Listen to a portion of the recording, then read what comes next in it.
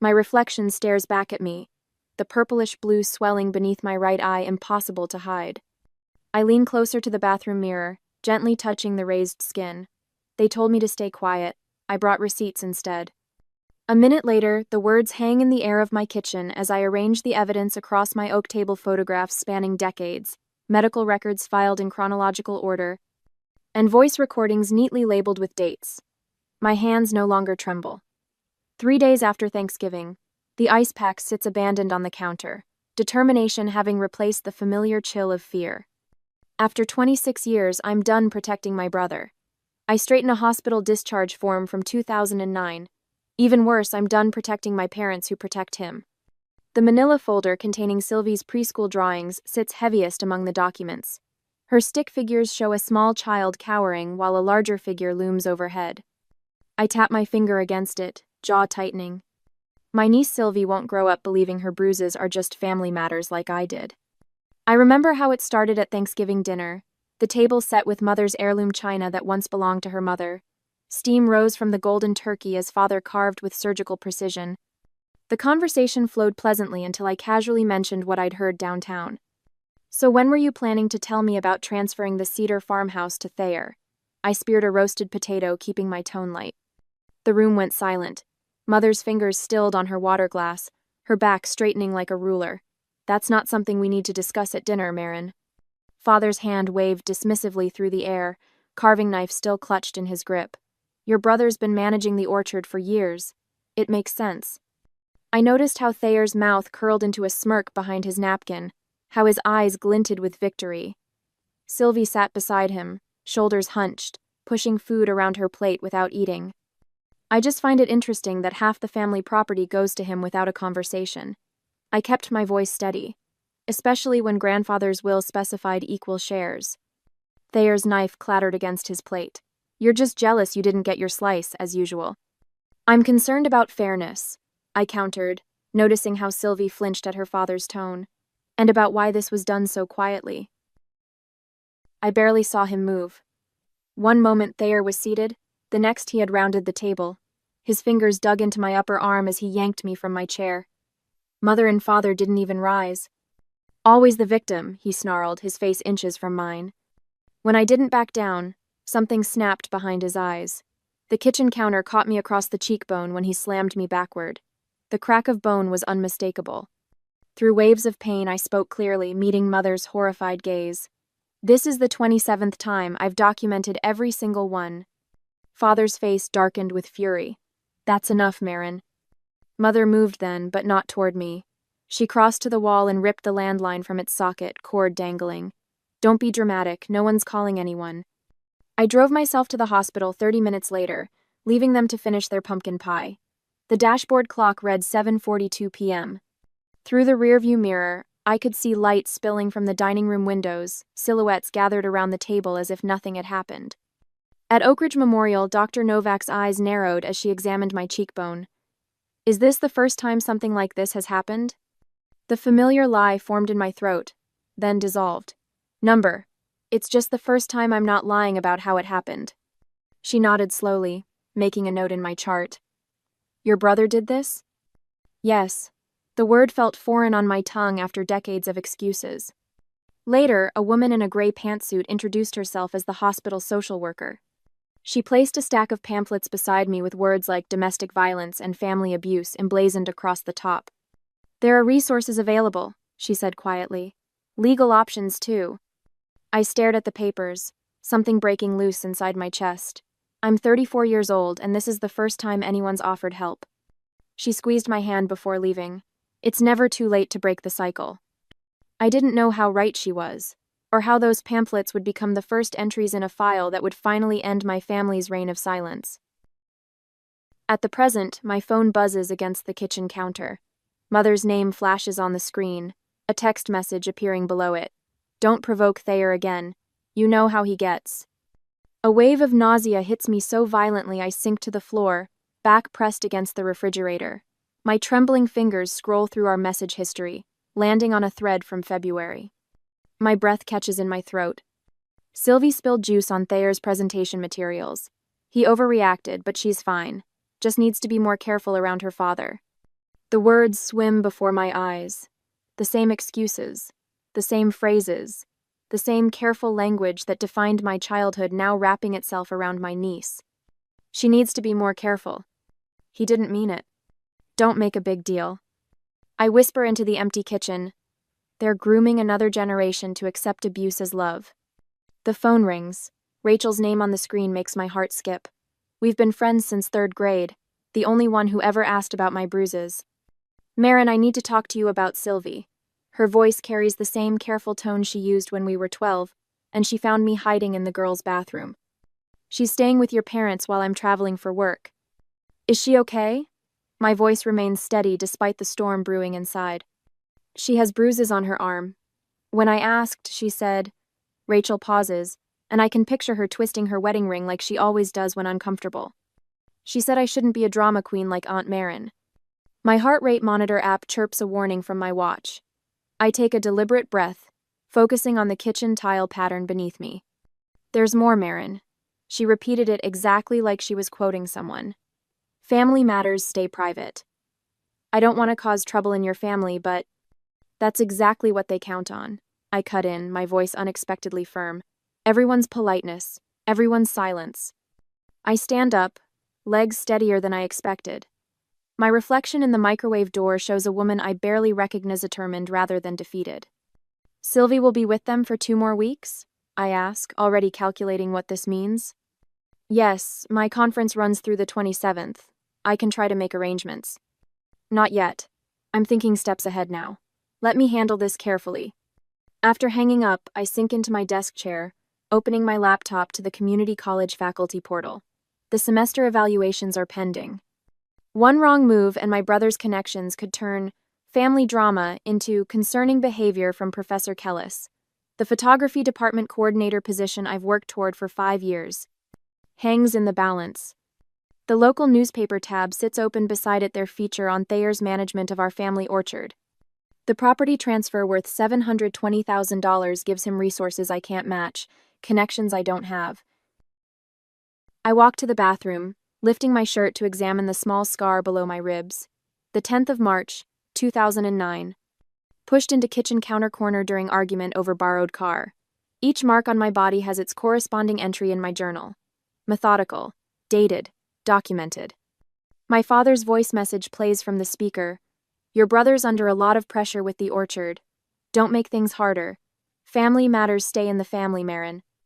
You know that. The same phrases, the same tactics, the same expectation of silence.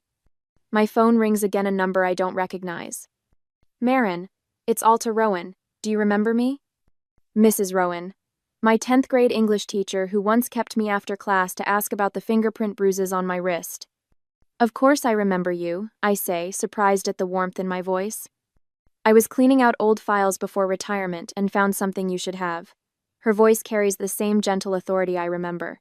I kept the incident report from when you were 12. I always suspected it wasn't just roughhousing like your parents claimed. As I hang up with Mrs. Rowan, I face a decision that would change everything. Should I confront my family privately one last time and risk them manipulating the situation again, or was it time to bring everything into the light publicly?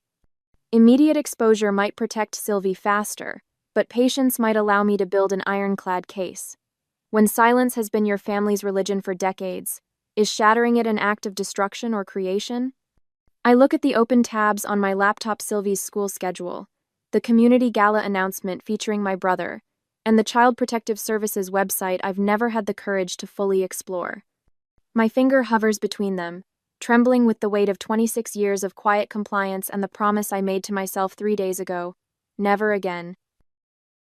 A week later, I stare at my phone screen, thumb hovering over Eudora's latest Facebook post. My mother's perfectly manicured profile picture smiles next to the announcement. So proud of our Thayer. Nominated for the Silver Acorn Award for Family Business Excellence. Join us at the County Philanthropy Gala this Saturday to celebrate. The comments section overflows with congratulations. What a wonderful family, writes Mrs. Henderson from church. The Kellis legacy continues, adds Councilman Barnes. My jaw tightens when I scroll to Thayer's response. Couldn't have done it without my parents, who always stood by me no matter what.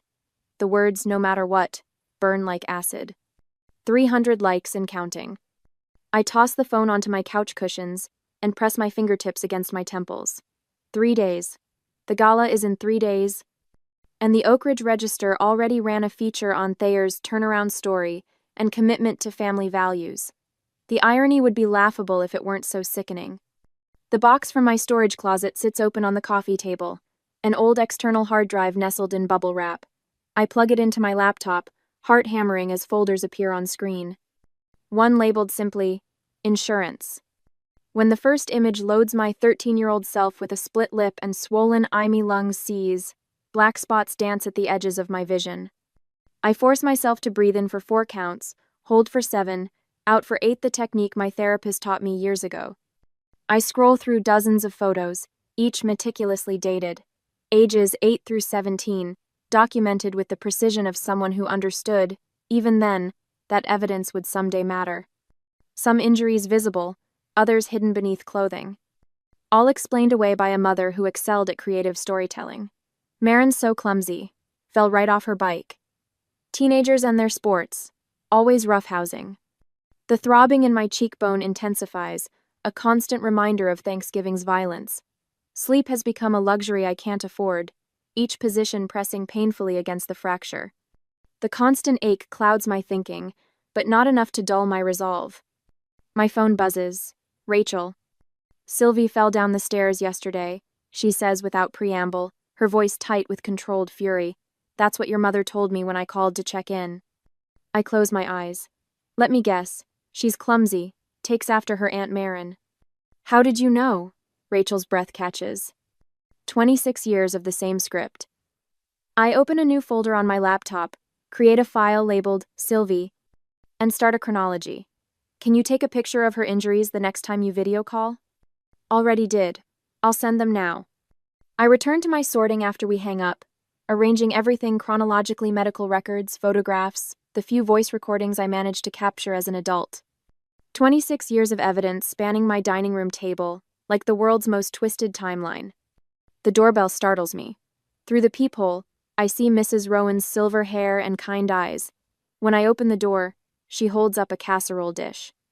Thought you might need dinner, she says simply, following me to the kitchen. She doesn't comment on the evidence sprawled across my table, just sets the dish on the counter and helps me find plates. We eat in comfortable silence until she places a weathered hand on my shoulder. When I was your age, she says softly, I learned that standing alone for the truth is better than standing with others for a lie. Her words sink into my chest, a warm counterbalance to the cold determination that's been driving me forward. The following afternoon, I park in my parents' circular driveway, a grocery bag and homemade pie balanced in my arms. Through the bay window, I catch a glimpse of Thayer leaning over Sylvie, his finger jabbing the air inches from her face as she shrinks into the sofa cushions. Mother opens the door before I knock, her eyes widening at my unexpected appearance. Marin. She glances at the groceries, then back to my face. You didn't need to bring anything. Your face looks better. I step past her into the entryway. Thought I'd drop by to check on Sylvie. Heard she took a tumble. In the kitchen, I unpack the groceries while Mother wipes already clean counters, her nervous energy filling the space between us. Father enters, newspaper tucked under his arm, and nods stiffly in my direction. I found the old family albums in my closet, I mention casually, arranging fruit in the bowl. Interesting how all my photos were removed. Father's face hardens. Those albums are ancient history. No one needs to dwell on the past. Really? I move toward the living room where Sylvie sits alone now, coloring book open on her lap. Because some history repeats unless we learn from it. I sit beside her, gently touching her shoulder. She flinches slightly before recognizing me, then offers a tentative smile. Her sleeve pulls back just enough to reveal finger-shaped bruises circling her wrist. Something shifts inside me as I look at those marks against her small arm. The familiar tremor that has lived in my hands for as long as I can remember, the constant vibration of fear that became so normal. I stopped noticing itis completely gone. My hands are steady as stone. That evening, my phone lights up with messages of support. Rachel first. I can cut my trip short. Sylvie's safety matters more than this conference. Mrs. Rowan's text follows. I've written down everything I witnessed during your school years. The bruises, the absences, your parents' excuses. Whatever you need, just ask. Dr. Novak from Oak Ridge Memorial calls next. I've reviewed your records, both current and past, she says, her professional tone tinged with concern. There's a clear pattern here, Marin. If you decide to take action, I'll testify to what I've observed. I contrast their messages with my family's demands. My supporters ask what I need. My family tells me what to feel. Before leaving my parents' house earlier, I had paused at the door, turning to face the three of them, mother, father, and Thayer standing in an instinctive, united front. You have 72 hours to tell the truth, I said, my voice steady and clear. Or I will. Now, I open my laptop and begin compiling a digital presentation. Photos fade in and out. Medical records appear with key sections highlighted. Audio recordings play with transcripts appearing below. Everything meticulously organized, irrefutable. With one final click, I purchase a ticket to the County Philanthropy Gala, where Thayer will receive his award, where my parents will beam with pride from the front row, where the community will celebrate the golden family facade I'm about to shatter. On the gala night, the black dress hangs from my closet door, its structured silhouette a reminder of the battle ahead. I smooth my hands over the fabric, feeling its weight against my palms. My reflection in the mirror reveals what makeup couldn't fully conceal: a yellowish-purple bruise beneath my right eye, fading but still visible. A badge of courage now, not shame. Perfect, I whisper, applying a final touch of concealer. The bruise remains just noticeable enough to raise questions without demanding immediate attention. Strategic visibility. The County Philanthropy Gala buzzes with conversation when I arrive. Crystal chandeliers cast warm light across tables draped in cream-colored linens. I spot my parents near the front, Eudora's pearl necklace catching the light as she laughs with the mayor's wife. Thayer stands nearby, one hand in his pocket, the other gripping a whiskey glass. I move through the crowd with deliberate calm, nodding at familiar faces, accepting condolences about my accident with practiced grace. Each step follows the plan I've rehearsed for 3 days. The weight of my phone in my clutch reminds me of the evidence waiting to be unleashed, 26 years of silence about to shatter in a single evening. Marin, Mrs. Carmichael grasps my hand, her eyes widening slightly at my cheekbone. We've missed you at book club. Just needed some recovery time, I say, my voice steady. But I wouldn't miss tonight for anything. The event organizer, Vivian Warner, taps the microphone. Ladies and gentlemen, please welcome to the stage the recipients of this year's Family Heritage Award, Garth and Eudora Kellis. Applause ripples through the ballroom as my parents rise from their table, their posture straight, their smiles practiced. My father's hand rests possessively on my mother's lower back, guiding her toward the podium. Now. I walk, not rush, toward Vivian before my parents reach the stage. Our eyes lock, and I notice the exact moment her professional smile falters. The bruise has done its work. Vivian, I say quietly, there's something the community needs to know before this award is presented. Her gaze darts between me and my approaching parents. Marin, this isn't... It's precisely the time. My words carry the weight of 26 years of silence. My father reaches us first, his hand clamping around my upper arm. My daughter is unwell, he announces loud enough for nearby tables to hear. She's always been troubled. His grip tightens, but I don't flinch. Instead, I turn my face deliberately toward the nearest cluster of guests, ensuring they see the bruise in full light. Whispers spread through the crowd like ripples in still water. Marin. My mother's voice drops to a frantic hiss. This isn't the place. Think about what people will say. That's exactly what I'm counting on, Mother. The crowd's attention shifts entirely to our family tableau. Conversation dies. Forks pause midway to mouths.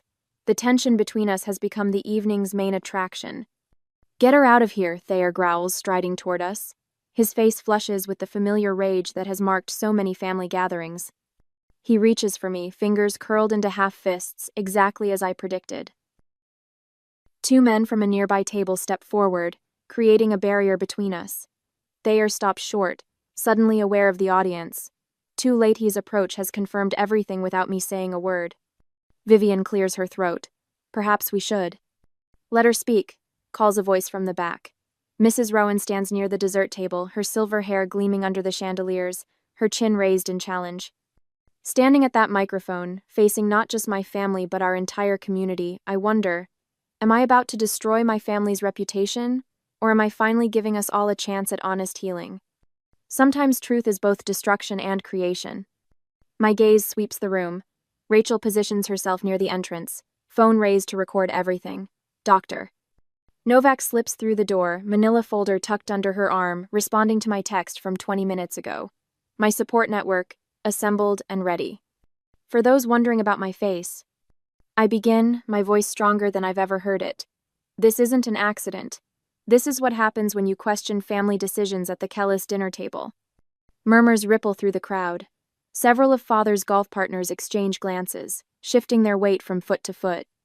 My brother Thayer did this at the Thanksgiving dinner, I continue, while our parents watched, the same brother you're celebrating tonight for his family values.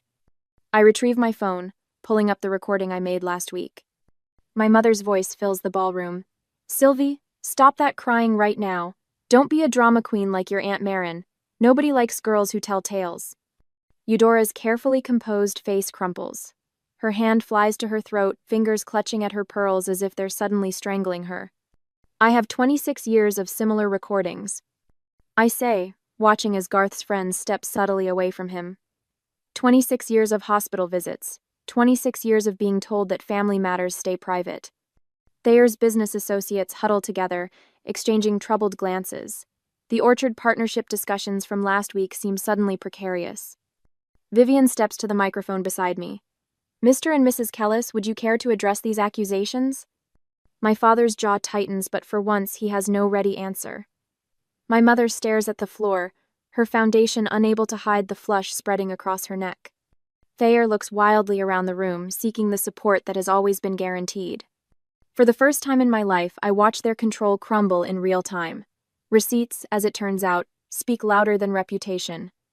Mrs. Rowan catches my eye and nods once, the gesture containing decades of waiting for this moment. Rachel gives me a thumbs up, her phone still recording. Doctor. Novak stands ready with her evidence, another voice to confirm what I've always known. The silence stretches, a different kind than what has defined my family. Not the silence of secrets kept, but the silence of truth finally heard. The weight of silence lifts from my shoulders as I stand before the glittering crowd at the County Philanthropy Gala. Father steps forward, a paper trembling in his hand like autumn leaves before a storm. His face, normally composed into careful authority, now twitches at the corners. Ladies and gentlemen, he announces, voice pitched higher than normal, I regret this unfortunate scene. My daughter has been struggling with difficulties. He brandishes what appears to be a psychological evaluation. Through the spotlights, I can see my name at the top, followed by clinical terms, persistent delusions, and paranoid tendencies. Mother glides forward in her pearls, hand pressed against her sternum in practiced concern. We've tried to get her help. This is part of her illness. The crowd murmurs. I see doubt creeping into their expressions. For 26 years, the Kellis family has been Oak Ridge County royalty. Who would question them? Thayer approaches with calculated smoothness, his smile never reaching his eyes. I've always protected my sister, even from herself. His words drip with false compassion as he turns to the audience. When she was a teenager, she'd make up stories. Marin has always needed special understanding. Father's final blow comes with a suggestion to Sheriff Wilson, standing near the refreshment table. Perhaps Marin should be removed, for her own good. The familiar tightness creeps into my throat, that old feeling of being disbelieved, dismissed, erased, but tonight, it dissolves into something else entirely. I reach for the leather portfolio tucked under my arm. My hands no longer shake. I have receipts, I say, voice clear as a bell in the sudden quiet. The projector screen behind me illuminates with the press of a button on my remote. A hospital record from 1998 appears, listing a fractured wrist, age 7. Fell from a tree, Father had told the doctor. The next slide, X-rays of cracked ribs, age 12. Roughhousing with her brother, Mother had explained. I advanced through the slides methodically. These are hospital records spanning 26 years, each injury documented, each excuse accepted. My voice grows stronger with each image. A photograph of my bruised back, timestamp matching the Kellis annual summer barbecue, 2010. A broken finger from Christmas, 2013. Mrs. Alta Rowan kept records too. I nod toward my former teacher, standing tall near the back of the room. She documented my unexplained absences after accidents. Notice how they always followed family events. The crowd has gone utterly still. I press play on an audio recording. Mother's voice fills the ballroom. Just tell the doctor you fell on the stairs, Marin. No need for dramatics. Another recording. Stop crying, your brother didn't mean it. The final evidence slides onto the screen, 2 photographs side by side. My bruised arm at age 9. Sylvie's identical bruising, taken last week. Family patterns repeat unless someone breaks them. I say, looking directly at my parents. I was silent for 26 years. Silence doesn't heal, it infects. Mother's face has gone bone white. Father's jaw clenches so hard I can see the muscle jumping. Thayer's eyes dart toward the exit. The crowd stares in stunned silence, all eyes fixed on my family. The grand ballroom of the Oak Ridge Hotel holds more than 200 people, donors, business leaders, neighbors, all witnessing the truth I've carried alone for decades. Dr. Kira Novak rises from her seat, elegant in her dark suit. She steps forward, professional and composed. That psychological evaluation is a forgery, she states clearly. Miss Kellis has been my patient for 3 years. She exhibits remarkable resilience, not delusion. That document was not created by any ethical medical professional. Thayer's composure shatters. With a guttural sound, he lunges toward me, arm raised. You lying! 2 men from the Chamber of Commerce intercept him, restraining his arms. The visual confirmation of his violence speaks louder than any evidence I've presented. People move, then physically shift their positions in the room. Mrs. Rowan steps to my side. Rachel moves closer to the stage. Dr. Novak stands her ground. One by one, community members position themselves beside me, creating a human barrier between my family and me. Sheriff Wilson approaches, notebook already in hand. I believe we need to have a formal conversation down at the station. He looks directly at Thayer, whose face has twisted into something unrecognizable. The event organizer hovers uncertainly near the podium, the gleaming silver acorn award still in her hands. I walk over to her, the crowd parting. Perhaps you should reconsider the recipients, I say quietly, taking the award and placing it back on her table. The whispers begin immediately. Legal consequences, police reports, property disputes, the orchard. I walk past my stunned parents, pausing beside Mother. Her hand reaches for many a reflexive gesture from a woman who taught me to hide bruises with makeup and lies. I lean close to her ear, my voice meant only for her. Tomorrow I file for custody of Sylvie. The sharp intake of her breath tells me she understands. The dynasty of silence ends tonight. The receipts have been tallied, the bill presented. And this time, the Kellis family will pay in full. Sunlight streams through the open windows of my living room, casting warm rectangles across the hardwood floor where Sylvie sits cross-legged, colored pencils scattered around her. 6 months have passed since the gala, and my home bears little resemblance to the fortress it once was. Sylvie's artwork covers the walls, bright splashes of color that have replaced the careful neutrals I once hid behind. Aunt Marin, what do you think? Sylvie holds up her latest creation, a family portrait with 2 stick figures standing hand in hand beneath a canopy of green. It's beautiful, I say, noticing how she's drawn herself taller than before, shoulders straight instead of hunched. I love how you've captured the pecan trees. Can we hang it in the dining room? She asks, her voice clear and confident, so different from the whispers of before. Over dinner each evening, Sylvie now speaks freely about her day, her opinions flowing without hesitation. The silence that once suffocated us both has been replaced with questions, laughter, and occasionally, tears that we don't have to hide. Tuesday evenings, my living room fills with voices as my support group for family abuse survivors meets. The circle of chairs expands each week, the stories shared becoming stepping stones rather than stumbling blocks. Looking in the mirror this morning, I noticed the scar below my eye has faded to a thin silver line. More striking is how Sylvie's face has transformed, laughter lines now more prominent than the tightness of fear that once pinched her features. 5 minutes until we need to leave. I remind Sylvie, smoothing my blouse as nervous energy flutters in my chest. The community center parking lot overflows as we arrive. Inside, rows of chairs face the small stage where a microphone stands. Unlike the gala months ago, I approach this platform by choice, my steps measured but unhurried. Thank you all for coming, I begin, scanning the audience that has tripled since my first talk. Among the faces, I recognize former family friends, neighbors who once looked away, colleagues who whispered behind hands. Silence isn't peace, it's protection for the abuser. Documentation isn't Dramot's defense. I say, the words flowing more easily now. The receipts I kept weren't signs of bitterness but building blocks for freedom. Afterward, in my garden where early spring tulips push through the soil, Rachel raises her glass in a toast. Mrs. Rowan and Dr. Novak join us around the wrought iron table, their presence a reminder that family can be chosen, not just inherited. To speaking truth even when your voice shakes, Rachel says, clinking her glass against mine. Sylvie approaches with handmade cards, one for each woman. For helping me and Aunt Marin be brave, she says, her voice steady as she distributes them. Later, after everyone has gone, I place 2 teacups on the shelf above my kitchen window. The first, my mother's antique porcelain, bears a crack running from rim to base, mended with gold that catches the light. Beside it sits Sylvie's cup, whole and unblemished, its surface uninterrupted by damage. On the counter lie the court documents granting me permanent guardianship and maintaining the no-contact order against my parents and Thayer.